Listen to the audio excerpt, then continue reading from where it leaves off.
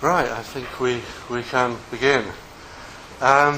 It's a very great pleasure to welcome John. It's just a long time since actually he's had a fora here.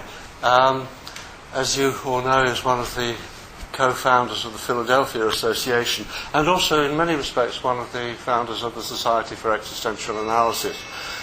He was involved in the first meetings to do with it.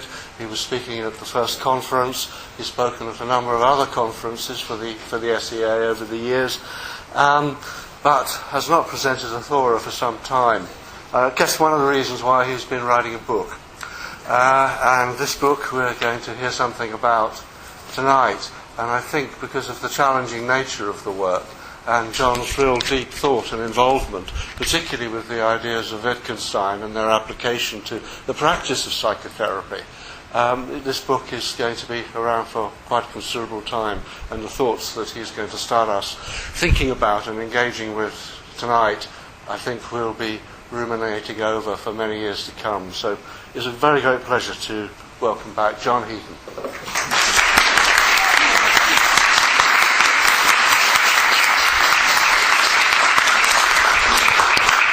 Thank you very much, everybody. I'm very pleased to be here, and thank you for inviting me. What people here at the back? Can people hear? At the back? Well, when I start talking, you'll have to tell me if you can't hear, and I'll try and talk louder. Can you hear now? Yeah. Okay. So I'll start off by just saying a few things of why Wittgenstein is appropriate to talk about into an existential society, because he never called himself an existentialist, but he never called himself anything other than Wittgenstein. He objected to labels.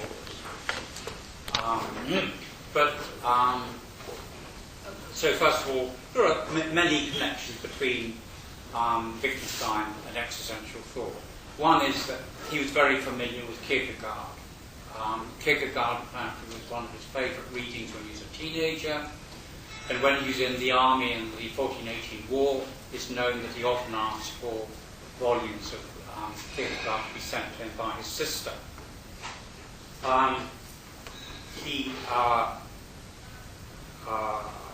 He greatly admired Dostoevsky and learned Russian in order to read Dostoevsky. And Dostoevsky, of course, is a rather classical existential novelist. He also defended Heidegger at the logical, a very big meeting in Vienna in about 1931, and when they were saying Heidegger talked nonsense. Wittgenstein defended Heidegger and said he thought he understood what Heidegger was saying. I was told by Gadamer just a few years ago, well, more than about 10 years ago, that Gadamer knew Heidegger very well and said that Heidegger read Wittgenstein when he was, after he retired, and said, this is the 20th century philosopher for me. Another connection, of course, would be with Medard Boss. If you read Medard Boss's last book on dreaming, a very good book, out of print now, I think, Boss talks about, really, it is a book on Wittgenstein's ideas on dreaming. And I actually met Boss when he was the president of the European Association for Psychotherapy. I remember talking to him on the boat going, we were sailing down the Rhine, and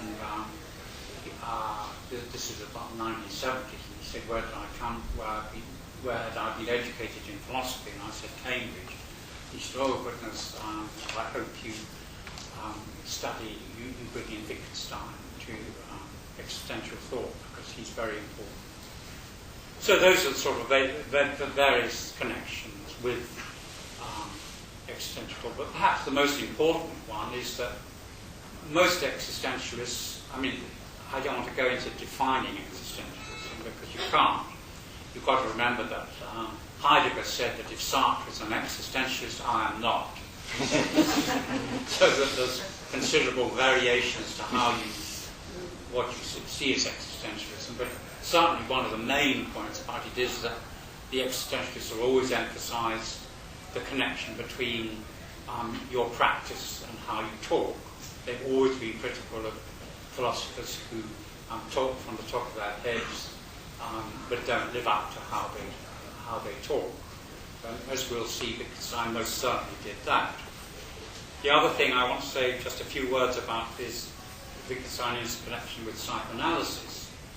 Wittgenstein was, of course, Viennese, and so was very familiar with lots of people who had had analysis with Freud. His sister was in analysis with Freud for a year, and it's said that Wittgenstein sent his dreams to his sister, and his sister got Freud to interpret them.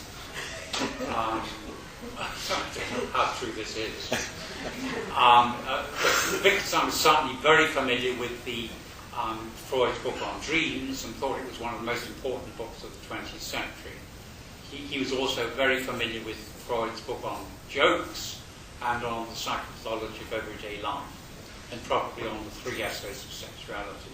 It's doubtful if Wittgenstein read anything that Freud wrote after about 1924.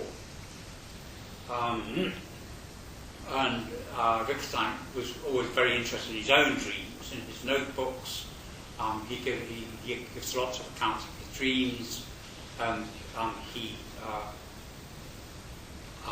interprets them in his own way. A few things about Wittgenstein which relate to the book and to psychotherapy.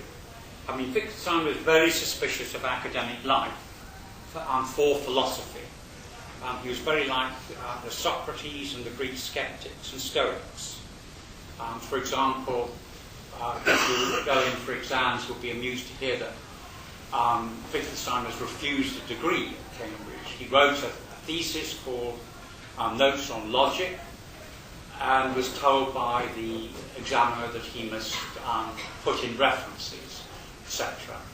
Wittgenstein wrote back and said, I'm bloody well not going to put any references, and if Cambridge doesn't recognise what I say, I'll have nothing to do with Cambridge. So he left Cambridge without a degree. And then when he was called back to Cambridge, he was sort of rather seduced back to Cambridge in 1939. They said, well, if he's going to be a lecturer, he must have a degree. So he put the Tractatus forward as a degree, and Russell and Moore, who was the professor, were the examiners, and he refused to discuss the Tractatus with them on the grounds that they wouldn't understand. I used to go attend to Russell's lectures, and Russell gave a very amusing account of it. He said they just said, oh well, went along to the pub and had a drink. And Wittgenstein got his degree because Russell said, well, we couldn't but give it to him. I think it's a very famous book. So he was very, very high-handed about it.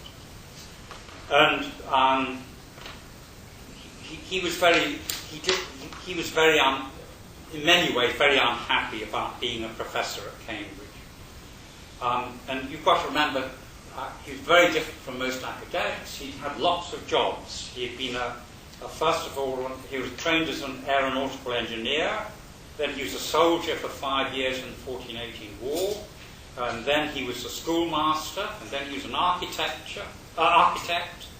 And then he was a lecturer and later professor of philosophy at Cambridge. But he was also a gardener, a hospital technician, and a factory worker, and at times a hermit in Norway and the west of Ireland. He, towards the end of his life, he resigned from his professorship. He said he couldn't stand Cambridge any longer, and went and lived in the rather beautiful spot where I've been in the right west of Ireland on the coast there. And he, of course, was very critical of many academic philosophers for having too narrow a diet. I mean, the relevance of this to psychotherapy is that I, too, rather think that psychotherapists can flirt too much with academia. That I think that psychotherapy, like Wittgenstein thought philosophy, is a practical job. It's a praxis, and it's more close